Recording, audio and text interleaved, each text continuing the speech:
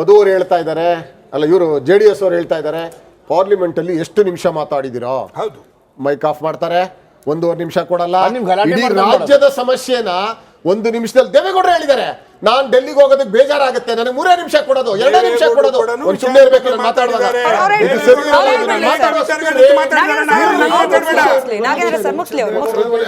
ಹೇಳ್ತೀನಿ ಕೇಳಿ, ಅರ್ಥ ಆಗ್ತಿದ್ಯಾ? ಅಲ್ಲೊಂದ್ ಕಡೆ ಬರ್ತೀನಿ. ಬಿಜೆಪಿ ಅವ್ರು ಹೇಳಿದ್ರು 70 ವರ್ಷ ಆಗ್ತಾ ಇದ್ರು ಕೂಡ 10 ವರ್ಷ ಬಂದು ನನಗೆ ಈ ವಿಶ್ವ ಮೆಚ್ಚುವಂತವನಿದ್ದಾರೆ. 205 ಲಕ್ಷ ಕೋಟಿ ಸಾಲ ಮಾಡಿರ್ತಕ್ಕಂಥ ಈ ದೇಶದೊಳಗಡೆ ಹಿಂದಿ ಮಾತಾಡ್ತಕ್ಕಂಥ ರಾಜ್ಯಗಳಿಗೆ ಇನ್ನೂ ನಾವು 70 ವರ್ಷ ಎಷ್ಟು ದಿನ ಕೊಡ್ತಕ್ಕಂಥದ್ದು? ಇಲ್ಲಿಂದ ನಿಮ್ಮ ಇದು ಎಕನಾಮಿ ಸರಿ ಇಲ್ಲ, ಹಂಚಿಕೆ ಸರಿ ಇಲ್ಲ. ನಾನು ಅದೇ ಹೇಳಿದೆ, ವೈ ವಿ ರೆಡ್ಡಿ ಅವ್ರು 42% ಹೇಳಿದ್ರೆ ನೀವೇನಂತ ಹೇಳಿದ್ರು ಗೊತ್ತಾ ಸರ್? ಇವ್ರು ಏನ್ ಮಾಡಿದ್ರು ಗೊತ್ತಾ? 2011 ಸೆನ್ಸಸ್ ತಗೊಂಡ್ಬಿಟ್ರು. ನಾವು ಪಾಪ್ಯುಲೇಷನ್ ಕಂಟ್ರೋಲ್ ಮಾಡಿರೋದ್ರಲ್ಲಿ 40 ವರ್ಷದಲ್ಲಿ ನಾವೇ, ಹಿಂದಿ ಬೆಲ್ಟ್ ಅವ್ರು ಮಾಡಿಲ್ಲ ಪಾಪ್ಯುಲೇಷನ್ ಕಂಟ್ರೋಲ್.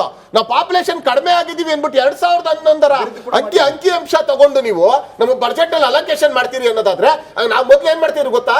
ಮೊದಲು 2071 ಒಂದು ಜನಗಣತಿ ಮೇಲೆ ನಮಗೆ ಆದಾಯ ಬರ್ತಾ ಇತ್ತು. ಈಗ ನೀವು ಏಕಾಏಕಿ 2013 26 ಜನ ಎಂಪಿಗಳು ಒಬ್ರು ಮಾತಾಡ್ಲಿಲ್ಲ. ಅವಾಗ 2011 ಜನಗಣತಿ ಪ್ರಕಾರ ಹೋದ್ರೆ ನಾವು ಸೌತ್ ಇಂಡಿಯಾದವರು ದೇಶಕ್ಕೆ ಪಾಪ್ಯುಲೇಷನ್ ಕಂಟಕ ಸೌತ್ ಇಂಡಿಯಾ ಅಂತ ಏನಿಲ್ಲ, ಇಂಡಿಯಾ ರೀ ಎಲ್ಲ ಸೌತ್ ಇಂಡಿಯಾ. ದಕ್ಷಿಣ ರಾಜ್ಯಗಳು ಆಯ್ತಪ್ಪ, ದಕ್ಷಿಣ ರಾಜ್ಯಗಳಿದಾವಲ್ಲ ಪಾಪ್ಯುಲೇಷನ್ ಕಂಟ್ರೋಲ್ ಮಾಡಿ. ನಮ್ ಪಾಪ್ಯುಲೇಷನ್ ಕಡಿಮೆ ಆಯ್ತು ಅಂದಾಕ್ಷಣ ನೀವು ನಮ್ ಬರೋ ಅನುದಾನ ಕಡಿಮೆ ಮಾಡ್ತೀರಾ. ಆದ್ರೆ ನಮ್ಮಿಂದ ಹೋಗ್ತಕ್ಕಂಥ ಟ್ಯಾಕ್ಸ್ ಅಲ್ಲಿ ಮಾತ್ರ 50% 60% ನಾವು ಕೊಡ್ಬೇಕು. ನಿಮ್ಗೆ ಅಲ್ಲಿಂದ ಬರೋ ಅನುದಾನ ಪಾಪ್ಯುಲೇಷನ್ ಮೇಲೆ ಗಂಟೆ ಹಾಕ್ಬಿಟ್ರೆ ನೀವು ನಾವ್ ಎಲ್ಲಿಗೆ ಹೋಗ್ಬೇಕು? ನಾವು ಇನ್ನೊಂದ್ ಏನ್ ಮಾಡಿದಾರೆ ಗೊತ್ತಾ? ಸೆಸ್ಸು, 1 ನಿಮಿಷ, ಸೆಸ್ಸು ಪೆಟ್ರೋಲ್ ಸೆಸ್ ಸ್ಪೆಷಲ್, ಆಮೇಲೆ ಸರ್ಚಾರ್ಜ್ ಸ್ಪೆಷಲ್, ಇದೆಲ್ಲ ನೀವು 40 ಲಕ್ಷ ಕೋಟಿ ಎಕ್ಸಸ್ ತಗೊಂಡಿದ್ರೆ ಕೇಂದ್ರ ಸರ್ಕಾರದವರು. ನಮ್ಗೇನ ಅದ್ರಲ್ಲಿ ₹1 ಕೊಡೋದಿಲ್ಲ. ನೀವು ಬರೀ GST ಮಾತ್ರ ಕೊಡ್ತೀವಿ ಅಂತೀರಾ, ಕಾಂಪೋಸಿಷನ್ ಕೊಡಲ್ಲ ಅಂತೀರಾ. ಮತ್ತೆ 5 ವರ್ಷ ಇದು ಕರೋನಾ ಬಂದಿದೆ ರೀ, ನೀವು ಕೊಡ್ತಕ್ಕಂತ ಒಂದು ಸಹಾಯಧನ ಕಂಟಿನ್ಯೂ ಮಾಡಿ. ಒಂದು 5 ವರ್ಷ ಆದ್ರೆ ನಮ್ಮನ್ನ ಮಾತು ಕೇಳೋದಿಲ್ಲ ನೀವು. ತಮಿಳ್ನಾಡವ್ರು ಮಾಡ್ತಾರೆ ಕೇಳಲ್ಲ, ಆಂಧ್ರದವ್ರು ಹೇಳೋದು ಕೇಳಲ್ಲ, ಕೇರಳದವ್ರು ಹೇಳೋದು ಕೇಳಲ್ಲ. ಎಲ್ಲ ನೀವು ನೇರವಾಗಿ ರಾಜ್ಯಪಾಲರ ಮುಖಾಂತರ ನಮ್ಗೆ ಅನ್ಯಾಯ ಮಾಡಿಸ್ತಾ ಇದ್ದೀರಾ. ನಾವ್ ಎಷ್ಟು ದಿನ ಅಂತ ಅದುಮ್ಕೊಂಡು ಸುಮ್ಮನೆ ಇರೋದಕ್ಕೆ ಸಾಧ್ಯ? ನಮ್ಗೆ ದೇಶ ಹೊಡೆಯೋ ಅವಶ್ಯಕತೆ ಇಲ್ಲ. ಅಂಬೇಡ್ಕರ್ ಅವರ ಸಿದ್ಧಾಂತದಂತೆ ನಮಗೆ ಬರ್ಬೇಕಾದಂತ ಪಾಲ್ ಬರ್ದೇ ಹೋದ್ರೆ ಆ ಮುಂದಿನ ನಾವು ಯೋಚನೆ ಮಾಡ್ತೀವಿ. ಅಂಬೇಡ್ಕರ್ ಅವರು ಕೊಟ್ಟಿರ್ತಕ್ಕಂಥ ಸಿದ್ಧಾಂತ ಸಂವಿಧಾನದ ಅಡಿ ಒಳಗೆ ನಾವಿದ್ದೀವಿ. ಇದು ಒಂದೇ ದೇಶ. ನಿರಂಜನ್, ನಾನು ಕಾಂಗ್ರೆಸ್ನವ್ರಿಗೆ ಇದು ಯಾಕೋ ಬಹುಶಃ ಅವ್ರಿಗೆ ತುಂಬಾ DK ಸುರೇಶ್ ಅವ್ರು ಹೇಳಿದ ಥರನೇ ಅವರು ಒಂಥರ ಎಕ್ಸೈಟ್ ಆಗಿಬಿಟ್ಟಿದ್ದಾರೆ. ಪ್ರಶ್ನೆ ಇರೋವಂಥದ್ದು ಇಷ್ಟೇ. ಆಯ್ತಪ್ಪ, ಮೈಸೂರು ಹೈವೇ ಮಾಡಿದ್ವಿ. ಯಾವಾಗ ಶುರು ಮಾಡಿದ್ದು ನಾವು ಅದನ್ನ 800-500 ಕೋಟಿ ಖರ್ಚು ಮಾಡಿ ನಾವು ಶಿಲಾನ್ಯಾಸ ಮಾಡಿ ಶುರು ಮಾಡಿ ಮುಗಿಸು ಆಗಿದೆ. ಇವ್ರೇನ್ ಮಾಡಿದ್ರು? ಹೆಲಿಕಾಪ್ಟರ್ ನಿಮಿಷ ನಾನು ಮಾತಾಡ್ತೀನಿ.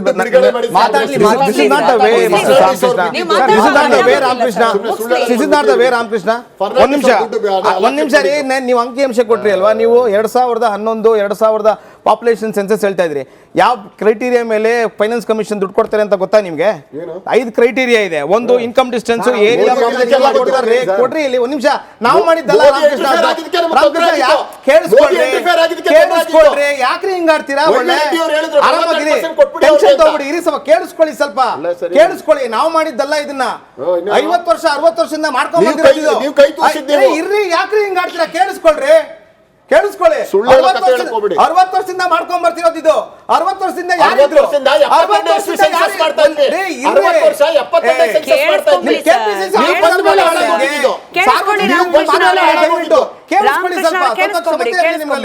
ಪ್ರಶ್ನೆ ಇರುವಂತದ್ದು ಇಷ್ಟ. ಹೆಲಿಕಾಪ್ಟರ್ ಯೂನಿಟ್ ನೀವು ತಗೊಂಬಂದ್ರ ಎಲ್ಲಿ?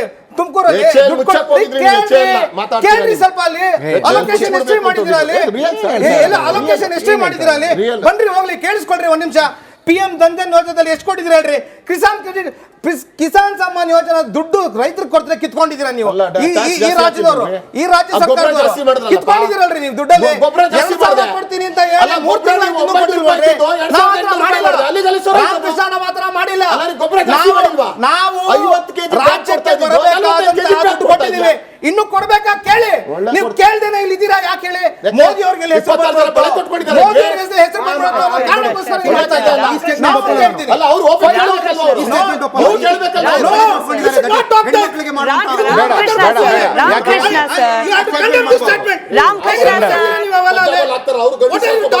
ಇಲ್ಲ ಇಲ್ಲ ಏನ್ ಹೇಳ್ತೀರಾ? ಇಲ್ಲ ಇಲ್ಲ ರಾಮಕೃಷ್ಣ ಸರ್ ಕತ್ತಿ ಇಟ್ಕೊಂಡ್ ಬರ್ತಾ ಇದ್ದಾರೆ. ರಾಮಕೃಷ್ಣ ಅವರೇ ಮನುವಾದಿ ಅಂತ ನೀವು ಅವರನ್ನು ಬೈತಿರಲ್ಲ, ನಿಮ್ದೇನಿದು? ಅಲ್ಲ ರಾಮಕೃಷ್ಣ ಸರ್ ಮನುವಾದಿ ಅಂತ ಬೇರೆಯವ್ರು ಜೊತೆ ನಿಮ್ಮ ಮನಸ್ಥಿತಿ ಏನಿದು? ನಿಮ್ಮ ಮನಸ್ಥಿತಿ ಆಯ್ತು. ಮಧುವರೇ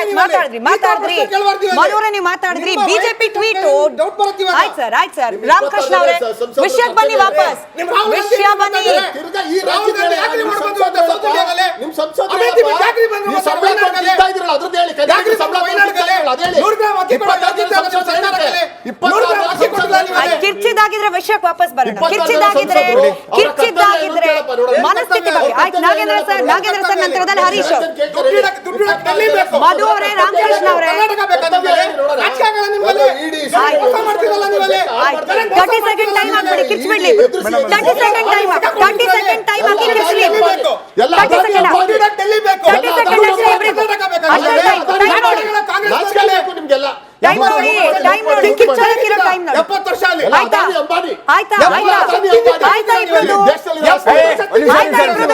ಆಯ್ತಾ ಇಬ್ರದ್ದು ಕಿರ್ಚಿದ್ದು ಕಿರ್ಚಿ ಡಿಬೇಟ್ ಮಾಡೋರು ಮ್ಯೂಟ್ ಮಾಡೋರ ಚಾಲೆಂಜ್ ಚಿಕ್ಕ ಪಾಯಿಂಟ್. ನಾನು ಒಂದು ಫೀಡ್ಬ್ಯಾಕ್, ನಿಮ್ಮೆಲ್ರಿಗೂ ಒಂದು ಫೀಡ್ಬ್ಯಾಕ್. ನಾನು ಎಲ್ಲೇ ಹೋದ್ರು ಸ್ಮಿತಾ ಅವರೇ, ನಿಮಗೂ ಹೇಳಿರ್ಬೋದು, ನಾನು ಯಾರನ್ನೇ ಮೀಟ್ ಮಾಡಿದ್ರು ಏನು ಹೇಳ್ತಾರೆ ಗೊತ್ತಾ, ನಿಮ್ಮ ಚರ್ಚೆಯಲ್ಲಿ ಮಹಾಭಾರತ ಶೋ ಏನೋ ಚೆನ್ನಾಗಿದೆ, ಆದರೆ ಯಾರು ಏನು ಹೇಳ್ತಾರೆ ಅನ್ನೋದು ಕೇಳಿಸೋದೇ ಇಲ್ಲ. ಅಲ್ಲ ಕೇಳಿಸ್ಕೊಳ್ಳಿ ಸರ್, ಸ್ವಲ್ಪ ತಾಳ್ಮೆ.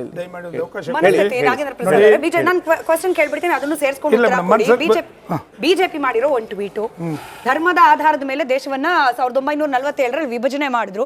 ಈಗ ಓಟ್ಗೋಸ್ಕರ ಅನುದಾನವನ್ನ ಹೆಸರಾಗಿಟ್ಕೊಂಡು ದೇಶ ವಿಭಜನೆ ಮಾಡಬೇಕು ಅನ್ನೋ ಮನಸ್ಥಿತಿ ಕಾಂಗ್ರೆಸ್ನವ್ರದ್ದು ಅಂತ ಹೇಳಿ. ಅಂದ್ರೆ ಎಲ್ಲವೂ ಕೂಡ ಚುನಾವಣೆ, ವೋಟ್ ಬ್ಯಾಂಕ್, ಅದರ ಆಧಾರದ ಮೇಲೆನೆ ಕಾಂಗ್ರೆಸ್ನವ್ರು ಮಾಡೋದು, ಮಾತನಾಡೋದು ಅಂತ ಹೇಳಿ. ಅದಕ್ಕೆ ನಾನು ಎಲ್ಲ ಎರಡೇ ವಿಚಾರಗಳು ಒಂದು ನಿಮಿಷದಲ್ಲಿ ಮುಗಿಸ್ತೀನಿ. ದೇಶಕ್ಕೆ ಸ್ವತಂತ್ರ ಬಂದಾಗಲೂ ಕೂಡ ಅನೇಕ ನಾಯಕರು ಜಾತ್ಯತೀತವಾಗಿ, ಪಕ್ಷಾತೀತವಾಗಿ ಹೋರಾಟದ ಮುಖಾಂತರನೇ ತಂದಿದ್ದು. ಯಾರು ಕೂಡ ದೇಶ ವಿಭಜನೆ ಮಾಡ್ಕೊಂಡೈತೀವಿ ಅಂತಕ್ಕಂಥ ಮಾತಾಡಲಿಲ್ಲ. ಇವತ್ತು ಕೂಡ ತಾವೆಲ್ಲ ಕೂಡ ಚರ್ಚೆ ಮಾಡ್ತಾ ಇದ್ದೀರಾ. ಇದೇ ರೀತಿ ಅವರು ಕೂಡ ಕೇಂದ್ರದ ಜೊತೆ ಚರ್ಚೆ ಮಾಡಿದರೆ ಇವತ್ತು ಈ ಪರಿಸ್ಥಿತಿ ಬರ್ತಿರ್ಲಿಲ್ಲ. ನಂಬರ್ 1. ನಂಬರ್ 2, ಭೈರಪ್ಪ ಅವ್ರ ಬಗ್ಗೆ ನನಗೆ ತುಂಬ ಗೌರವ ಇದೆ. ಆದರೆ ಯಾವುದ್ರಿ ನಿಮ್ಮ ಪಕ್ಷ ಅಂತಕ್ಕಂಥ ಮಾತನ್ನು ಕೇಳಿದ್ರಿ. ಅದಕ್ಕಿಂತ ಮುಂಚೆ ನೀವು ಕನ್ನಡಿಗರ ಬಗ್ಗೆ ಮಾತಾಡಿದ್ರಿ, ವೀರ ಕನ್ನಡಿಗರ ಬಗ್ಗೆ ಕೂಡ ಮಾತಾಡಿದ್ರಿ. ಸನ್ಮಾನ್ಯ ದೇವೇಗೌಡರು ಒಂದು ಪಂಚಾಯಿತಿಯಿಂದ ಪಾರ್ಲಿಮೆಂಟಲ್ಲಿ ಕೆಂಪುಕೋಟೆ ಮೇಲೆ ಒಂದು ಬಾವುಟವನ್ನು ದೇಶದ ಬಾವುಟವನ್ನು ಆರಿಸಿರ್ತಕ್ಕಂಥ ಸನ್ಮಾನ್ಯ ದೇವೇಗೌಡರು ವೀರ ಕನ್ನಡಿಗರೇನೇನೆ. ದಯವಿಟ್ಟು ಒಂದು ಪಕ್ಷದ ಬಗ್ಗೆ ಕೇವಲವಾಗಿ ಮಾತಾಡಬೇಡಿ. ಮತ್ತೆ ನೀವು ಕರ್ನಾಟಕ ಇತಿಹಾಸ ಗೊತ್ತಿಲ್ಲ ಅಂದ್ಮೇಲೆ ಯಾವ ಪಾರ್ಟಿ ಅಂತಕ್ಕಂಥ ನಿಮ್ಗೆ ಗೊತ್ತಿಲ್ಲ ಅಂದ್ರೆ